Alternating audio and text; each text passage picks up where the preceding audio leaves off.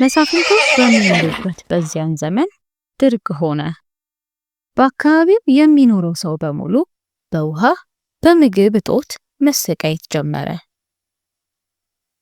በቤተልሔም የሚኖር የይሁዳ ሰው በዚህ ረሃብ ምክንያት ሚስቱን እና 2 ልጆቹን ይዞ ወደ ሌላ ሀገር ሄደ።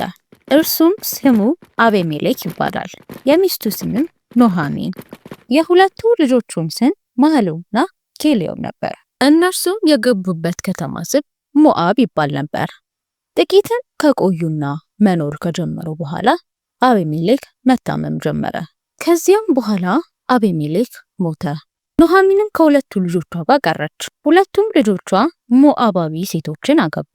የመጀመሪያዋ ኦርፋ ስትባል፣ ሁለተኛዋ ደግሞ ሩት ትባል ነበር። የኑኃሚን ሁለቱ ልጆቿ ካገቡ በኋላ ብዙም ሳይቆዩ ሁለቱም ሞቱ። አሁን ኑኃሚን ብቻዋን ቀርታለች። ሁለቱ ልጆቿ ሞተዋል። ባለቤቷም ቀድሞ ሞቷል። ይህ ነገር ኑኃሚንን እጅግ በጣም አሳዘናት። አሁን አጠገቧ ማንም የለም። ብቸኛ የቀሯት የወንድሙ ወይም የእህቶቿ ልጆች አልነበሩም። የልጆቿ ሚስቶች ነበሩ፣ ምራቶቿ። ኑኃሚንም በዚህ መካከል አንድ ነገርን ሰማች። እግዚአብሔር ቤተልሔምን እንዳሰበና እንደባረከ አወቀች። ከዚያም ወደ ቤተልሔም ለመመለስ ተነሳች። ኑኃሚንም ስትወጣ ብቻዋን አልነበረም፣ ከኦርፋና ከሩት ጋር ነበር። እርሷም ዘወር ብላ እንደዚህ አለቻቸው፣ ልጆቼ በሉ ተመለሱ፣ እግዚአብሔር ቸርነት ያደርግላችሁ በእኔና በሞቱት መካከል እንዳደረጋችሁት። ኦርፋም በዚህ ጊዜ አልቅሳ ኑኃሚንን ስማት ተመለሰች። ነገር ግን ሩት ኑኃሚንን እንደዚህ አለቻት፣ እንድተውሽ አትጠይቂ።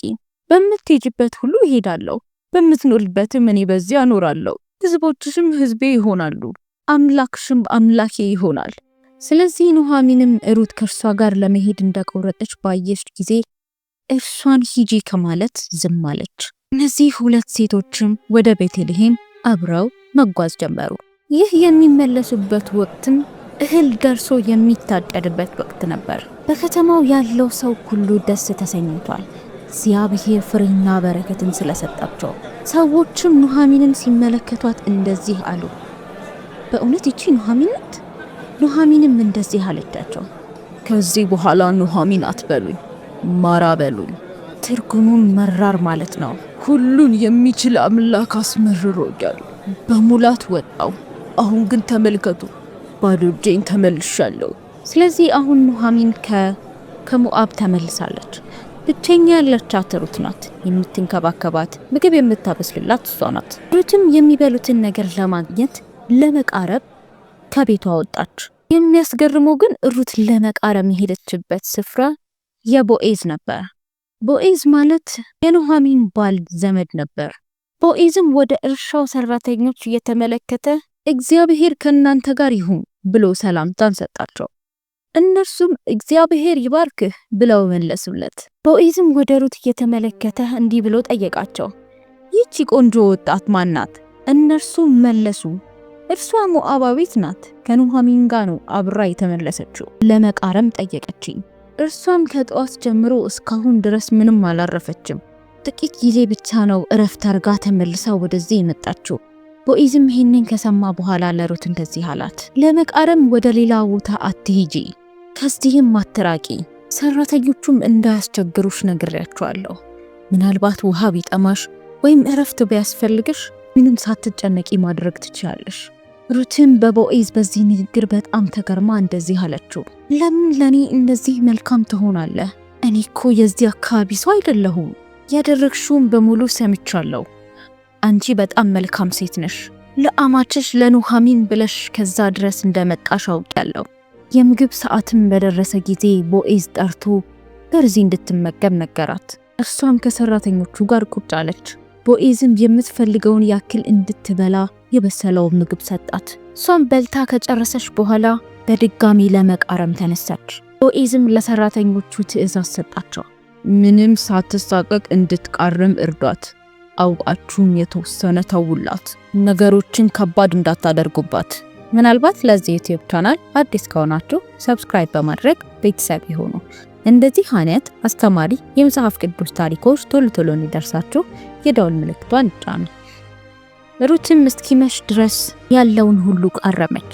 የሰበሰበችውም እጅግ በጣም ብዙ ነበር። ይዛውም ወደ ኑሃሚን ተመለሰች። ኑሃሚንም ቤት ስትገባ ስትመለከታት በጣም ተገረመች። ሩትም ከምሳዋ የተረፋትን ለኑሃሚን ሰጠቻት። ዛሬ የት ነበር ስትቃርሚ የዋልሽው? ደግሞስ ይህን ሁሉ እንዴት አገኘሽ? ያ ያስተዋለሽ ሰው በእውነት ይባረክ። ሩትም ከማን ጋር ስትሰራ እንደዋለች ኑሃሚን ነገረቻት። ዛሬ ሲሰራበት የነበረው ሰው ስሙ ቦዔዝ ይባላል። ኑሃሚንም ለሩት እንደዚህ አለቻት፣ የኔ ልጅ ላንቺ የተመቻቸ ቤት ላገኝልሽ ይገባል። አሁን ዛሬ ያገኘሽው ቦዔዝ የኛ ዘመድ ነው። በይ አሁኑኑ ገላሽን ታጠቢ፣ ጥሩ ሽቶም ተቀቢ፣ ጥሩ ልብስም ልበሺ። ዛሬ ቦዔዝ በእርሻው ስፍራ ይሆናል። በልቶም ጠጥቶም እስኪጨርስ ድረስ እንዲያስተውልሽ አታድርጊ። ከዚያም ከተኛ በኋላ ሄደሽ እግሩን ገልጠሽ ተኚ። እርሱም ሲመለከትሽ ምን እንደምታደርጊ ይነግርሻል። ሩትም ልክ አማቷ ኑሃሚን እንዳደረቻት ሄዳ አደረገች። ቦዔዝም በላና ጠጣ። አሁን ጥሩ ስሜት ላይ ነው። ከዚያም እረፍት ለማድረግ ሄዶ በእርሻው መካከል ተኛ። ሩትም ልክ እንደተባለችው ቀስ ብላ ወደ እርሱ ሄደች። እግሩንም ሸፍና ተኛች። በእኩለ ሌሊትም ቦዔዝ ነቃ። እግሩ ስርም አንድ ሴት ተኝታ ተመለከተ። እርሱም እንደዚህ አለ፣ አንቺ ማን ነሽ? እኔ ሩት ነኝ። ዋርሳይ ነህና ልብስህን በእኔ ላይ ዘርጋ። ቦዔዝም እንደዚህ አላት፣ እግዚአብሔር ይባርክሽ የኔ ልጅ። አሁን ያደረግሽው መልካምነት የሚያስደንቅ ነው። ከወጣት ወይም ደግሞ ከባለ ሀብት ወንድ ለመፈለግ አልሄድሽም። ይህ ከመጀመሪያው ካደረግሽው መልካምነት ይበልጣል። ምንም አታስቢ። የጠየቅሽውን በሙሉ እኔ አደርጋለሁ። በከተማው ያለው ሰው በሙሉ ምን ያህል መልካመ ጸባይ እንደሆንሽ ያውቃሉ። እርግጥ ነው እኔ ላንቺ ዋርሳ ለሆን የሚገባው ሰው ነኝ። ነገር ግን ከኔ የሚቀርብ ዘመድ አለ። ሌሊቱን በዚህ አሳልፊ። በጠዋት እርሱን እጠይቀዋለሁ። እርሱ ሊያገባሽ ፈቃደኛ ከሆነ ያገባሻል። ነገር ግን እርሱ ሊያገባሽ ፈቃደኛ ካልሆነ በእግዚአብሔር እምላለሁ እኔ ያገባሻለሁ። ከጠዋት ድረስ በዚህ ቆይ። ነገር ግን ብርሃን ከመውጣቷ በፊት ከዚህ ሂጂ። ሰዎች አይተው እንዳይለዩሽም ይህንን አድርጊ። ትን ወደ አማቿ ኑሃሚን ስትመለስ እንዴት እንደሆነ ጠየቀቻት። ሩትም ቦዔዝ ያደረገላትና ያላትን በሙሉ ለኑሃሚን ነገረቻት። የኔ ልጅ በቃ ነገሮች እንዴት እንደሚሆኑ ጠብቂ። ያ ሰው ይህንን እስኪጨርስ ድረስ አያርፍም። ዛሬ ከነጋጋም በኋላ ቦዔዝ ወደ ከተማው ሽማግሌዎች ሄደ። በበሩም መካከል ተቀመጠ። እርሱም የከተማውን መሪና ሽማግሌዎች እንዲቀመጡ ጠየቃቸው። ቦዔዝ እንዳለው ቁጭ አሉ። ምናልባት ለዚህ ዩቲዩብ ቻናል አዲስ ከሆናችሁ ሰብስክራይብ በማድረግ ቤተሰብ ይሁኑ። እንደዚህ አይነት ቪዲዮዎች ቶሎ እንዲደርሳችሁ የደወል ምልክቷን ጫኑ። ቦዔዝም ኑሃሚን ከሞዓብ ተመልሳለች። ወንድማችን የአቤሜሌክን ጢንጦ ትሸጣለች። እኔን በዚህ በተቀመጡት ሽማግሌዎች ፊት ትገዛውልን ላሳስብህ ወደድኩ። መቤዠት ብትወድ ተቤዠው፣ መቤዠት ባትወድ ግን ካንተ በቀር ሌላ ወራሽ የለምና ካንተም በኋላ እኔ ነኝና ያለሁት እንዳውቀው ንገረኝ። የቅርብ ዘመድ የተባለውም እንዲህ አለ፣ አዎ እቤዠዋለሁ።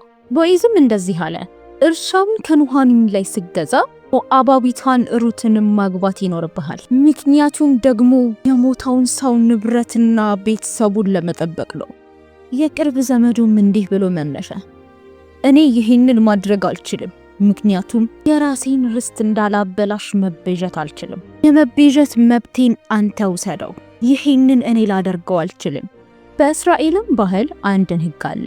ምንም ቢሸጥ ወይም ደግሞ ምንም ቢለውጥ ነገሩን ለማጽናት ሰው ጫማው አውልቆ ባልንጀራውም እንዲሸጠው ልማድ ነበር። ይህ በእስራኤል ያለ ሕግ ነው።